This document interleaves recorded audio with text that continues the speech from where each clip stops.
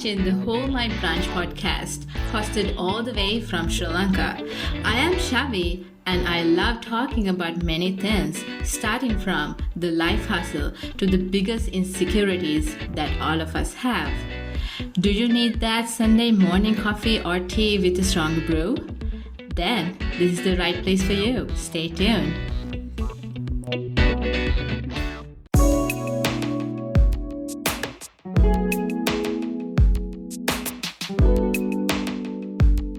Good day to all of you enjoying a Sunday, and good evening to all of you who are looking forward to enjoy their Sunday. Welcome back to another episode of Hold My Brunch. Today, let's talk about women and what I have been knowing about them, being a woman. In a nutshell, I am a 25 years old Sri Lankan woman who holds a bachelor's degree in biological sciences from a US university. I represent exceeding that typical threshold of all the past vulnerabilities that a woman of my color had to face in the past. Such vulnerabilities are compacted to the close-knitted culture of brown women, discouraged from a lot of things at a very young age. These things include the unfortunate fate of not letting her explore the world of her own and encouraging independence.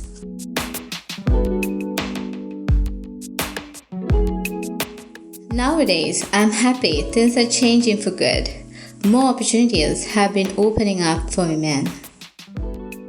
There is a significant platform for us women to express our notions and to contribute our knowledge for the progress of the world.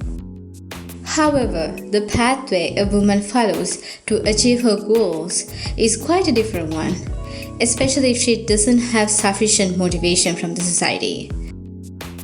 The pathway mainly includes a plethora of hurdles uprooted by the incorrectly formulated on the feminine capacity, which sounds absurd to me. Unfortunately, in South Asia, most women tend to accept these miscalculated energy proportions, and they get demotivated as a result of such discouragement.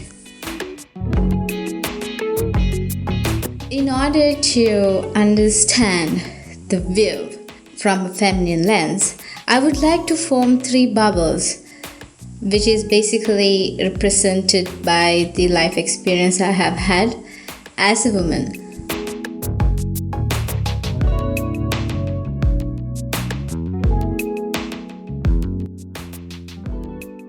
The first bubble is essentially the self bubble, in other words, how women see themselves. I have seen this self-love concept widely embraced by the Western world, and that is wonderful. Initially, I too liked a little bit of myself for who I was, but after moving to the US to continue my higher studies, I embraced a lot of myself and started to love myself more. Self-love is not being selfish, but it encourages us to incorporate our interior elements such as self-confidence, self-motivation into our daily lives and what we do. I have experienced that most women in the West are not afraid to take a step ahead, and it's mainly because the culture has facilitated them to do so, in parallel to harvesting the fruits of self-love. Nevertheless, in the South Asian spectrum, self-love is not a priority. Most women attempt to compare themselves with other idealized women. Through such comparison, they will limit themselves to a frame in which they are potentially judged all the time, which is unfortunately a part of the majority's attitude. The most famous competition among us women is basically how we look like to others. This doesn't necessarily involve merely their physical appearance, it also includes how we show up to people, which points out to factors and questions like, I'm kinda tomboyish, maybe I could change a bit for this moment for the sake of my friends. probably I will need to maintain my profile as a person who isn't present. An extrovert personality? Guys will think I'm too overboard. They could throw me under the bus. My fellow women, I wholeheartedly wish you to stop thinking like that. We are humans too, and we have unique personalities. We must embrace these personalities to get going. If not, we would personally feel we are caged due to these comparison-based combats flooding inside our endlessly wired mind.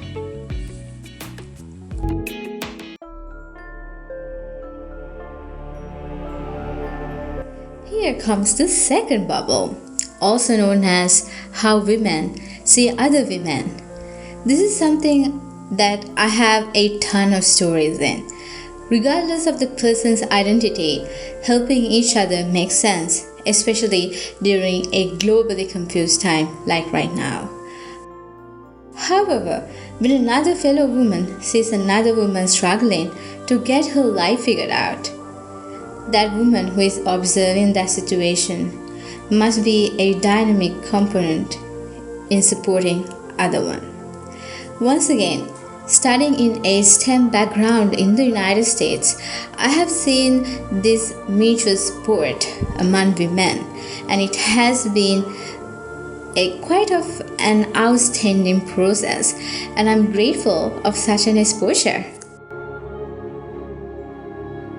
As a South Asian, I haven't seen this women-to-women support as a widespread one. In fact, I have received significantly less support from females in comparison to the support coming from males and other gender identities. Also, you will be shocked that I have been bullied by more females than males in my life. As a result of these chain-like unfortunate incidents, the majority of friends and well-wishers in my life are males.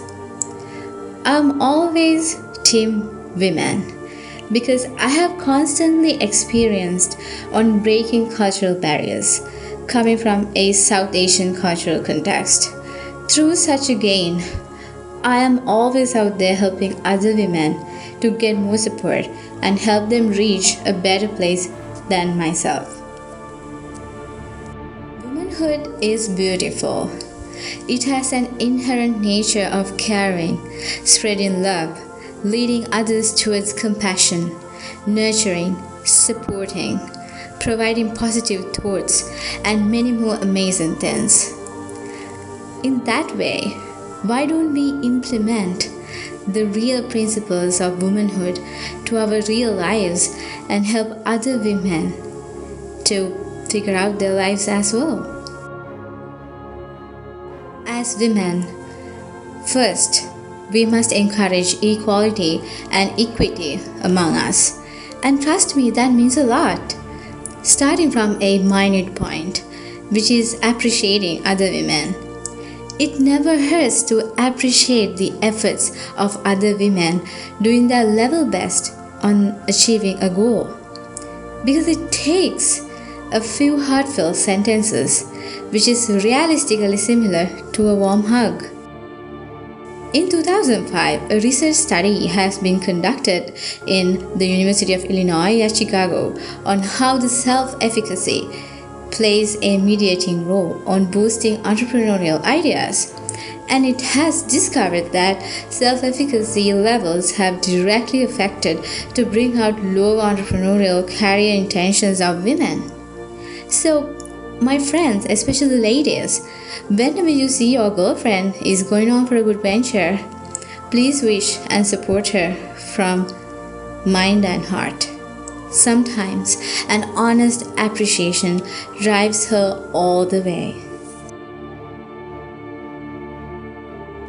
Recently, to be exact, on May 24th, I posted this status on my Facebook profile. Women 30 and up. What advice would you give women in their early and mid-20s? Through posting this status update, I wanted to provide a platform for a constructive conversation. Sadly, I didn't receive a single response. Just to make sure things are not falling apart, I reposted this on my profile today. Guess what? I still didn't get any response. As a person trying to improve herself every day, I widely welcome women's ideas and advice on how they manage their hustle or life.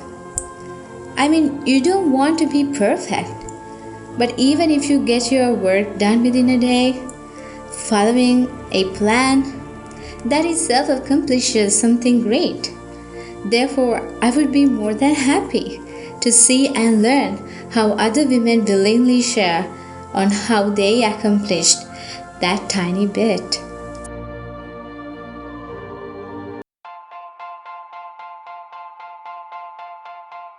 The last but not the least, the third bubble. That's basically how the entire society views women. Women have been identified in different ways in society, mostly categorized into two. Some would present an optimistic view on women and their way of life, which is based on the proper enculturation and getting to know the value of diversity. Some would present an envious opinion on women, which is based on their pretense of sexual jealousy. I have seen multitudes of social media posts which mocks the femininity, instead promotes polarized opinions of what women do to men and vice versa. Guess what? Raising voice for such noise is just a waste of time. Building our social cognition as females comes from within, and that cognitive silence is the best way of bringing a voice to represent the solidarity among women and between women and the society. On top of that, I understand that the entire Instagram trending situation is definitely letting down women to a certain space filled with ideologies on how society should imagine women. Such imaginations involve with how female bodies look like, how the makeup and beauty care situation look like, how the standard woman would think like, and so on. Take away all that folks happening in social media. Unless you don't keep up your body mass index or not enjoying your life doing whatever you love doing, you would suffer in this obsession of letting you down. The society has always been comparing us to a prototype. The only way we have gotten or will get rid of such taxonomy is encouraging ourselves to accept who we are. Alright, so that is it for today's episode, and I hope that is an eye-opener for all of you listening and curious about the feminine views on themselves and their gender. Next week, I'm excited to talk about emotional intelligence. It is also known as EQ, and that is something a lot of us don't come across.